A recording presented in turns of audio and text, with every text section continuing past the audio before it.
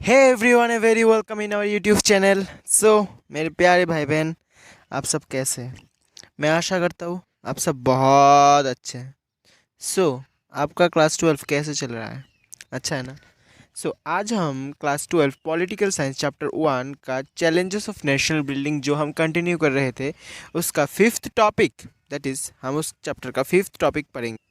हमारे last video में हमने integration of the princely state के बारे में समझा था कि प्रिंसली स्टेट को कलेक्ट करने में कौन सा प्रॉब्लम आया इंडियन को, गवर्नमेंट को। जैसे कि सरदार वल्लभ भाई ने कुछ कुछ स्टेट को कलेक्ट कर भी दिया, बट कुछ कुछ में बहुत सारा प्रॉब्लम है। वो कौन सा प्रॉब्लम था, आज हम वही डिस्कस करेंगे इस वीडियो में। देखिए, आज हम डिस्कस करेंगे हैदराबाद के बारे में, जो जहाँ पे सबसे ज़्यादा problem. As we see, integration करने के लिए सरदार वल्लभ भाई पटेल हमारे सबसे बड़ा रोल प्ले किया था। कि सरदार वल्लभ भाई पटेल एक नेशनल लीडर थे और हमारे फर्स्ट डेप्यूटी प्राइम मिनिस्टर थे। ओके, ये जो आप देख रहे हैं ये थे सरदार वल्लभ भाई Patel, great man of India. और हम लोग उनको आयरन मैन ऑफ इंडिया के बारे में इंडिया भी बोलते हैं। Okay, iron man of India भी हम उनको बोलते हैं। जो सरदार वल्लभ भाई पटेल थे हमारे, हम उनको आयरन मैन ऑफ इंडिया भी बोलते थे। ओके, इस वीडियो में हम हैदराबाद के बारे में पढ़ेंगे। देखिए, तब का जो हैदराबाद स्टेट था वो कितना एरिया कलेक्ट करता था और कनेक्ट करता था। तब का हैदराबाद स्टेट आज का महाराष्ट्र का कुछ एरिया, तेलंगाना का कुछ एरिया, आंध्र प्रदेश का कुछ एरिया, कर्नाटका का कुछ एरिया, छत्तीसगढ़ का कुछ एरिया, पूरा कनेक्ट करके वो हैदराबाद एक बहुत बड़ा स्टेट था। ओके, तो वो हैदराबाद का रूलर कौन था? उस्मान अली खान। ओके, जो हैदराबाद का रूलर ऊपर डायग्राम में दिया हुआ है वो उस्मान अली खान था। ये ओके, ये था हैदराबाद का रूलर, जो बहुत अमीर था, बहुत पैसे वाला था। इसके पास बहुत पैसा था, बहुत पैसा वो लुटा सकता था, बहुत पैसा वो उड़ा सकता था। उसके पास इतना पैसा था कि वो पैसा कहाँ रखे, ऐसे है ना, अमीर बाप के अमीर बेटे बेटियाँ, तो इतना पैसा है, इतना पैसा है कि मैं क्या करूँ। तो ऐसा होता है ना कुछ कुछ कभी कभी। ये था।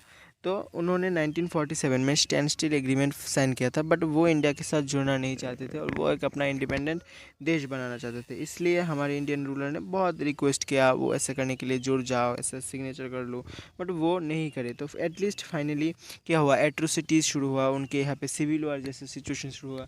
उनका जो आर्मी था, जो उस्मान अली खान का आर्मी, उसको बोलते हैं राजाकर्स। ओके, जो राजाकर्स थे वो लोग उन पर हमला करने लगे, उन पर अटैक्स करने लगे, उन पर ओके उन लोगों का डिसरेस्पेक्ट करने लगे और उन पर अटैक किया। तो इसलिए गवर्नमेंट ऑफ इंडिया ने कुछ स्टेप लेते हुए इंडियन आर्मी को भेजा। और इंडियन आर्मी तो हमारी है सबसे शक्तिशाली, हम लोग इंडियन आर्मी के ऊपर ज़्यादा विश्वास करते हैं, सबसे ज़्यादा। ओके, इंडियन आर्मी सबसे शक्तिशाली आर्मी है। ओके, इंडियन आर्मी को भेजा और इंडियन आर्मी वहाँ पे जाके, तो आपको पता ही होगा, सब गुंडागर्दी सब बंद कर दिया, सब नाटक नौटंकी जितना भी चल रहा था वहाँ पे सब कुछ बंद कर दिया। और बंद करके अपना इंडिया का जो रूल था, और इंडिया ने उस एरिया को पूरा कैप्चर कर लिया।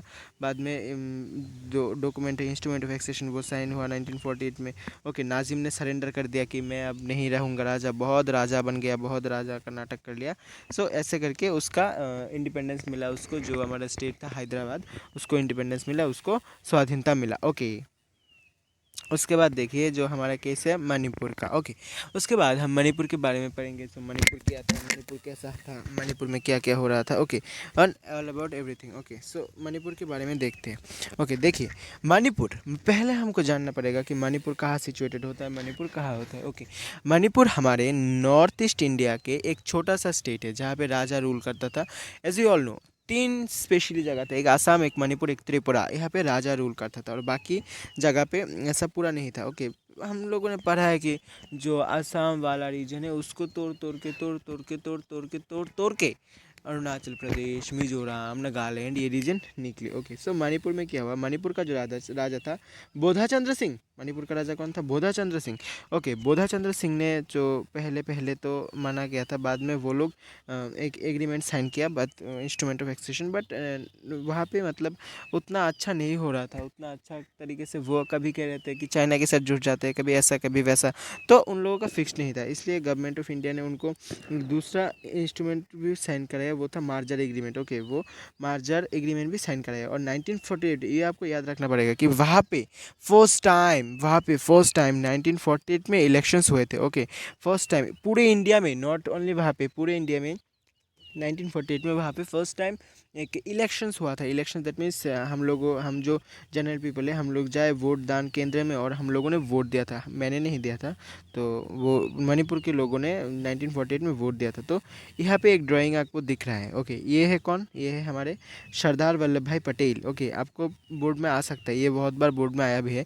ये है कौन? ये है हमारे सरदार वल्लभ भाई पटेल। ओके, दूसरे कौन है? दूसरे है ये बोधा चंद्र सिंह। ओके, ये थे बोधा चंद्र सिंह। और ये जो आपको दिखाई दे रहा है ना, ये नीचे वाला, ये था general people of a state. Okay, so यहाँ पे सरदार वल्लभ भाई पटेल बोधा चंद्र सिंह के साथ एग्रीमेंट साइन करने के बारे में, इंडिया के साथ जुड़ जाओ जुड़ जाओ जुड़ जाओ भैया जुड़ जाओ और मत रहो, ऐसा करके मिलाने के बारे में सोच रहे थे और मिलाने के बारे में बात भी कर रहे थे। ओके, उसके बाद हमारा जो है वो है रिकॉग्नाइजेशन ऑफ द स्टेट। ये जो टॉपिक है ये हम नेक्स्ट पार्ट में पढ़ेंगे। सो इस वीडियो के लिए तब तक इतना ही। आपको समझ आया कि नहीं? अगर आपको कोई प्रॉब्लम हुआ आप हमको बोल सकते हैं। तब तक के लिए stay connected. Thank you very much.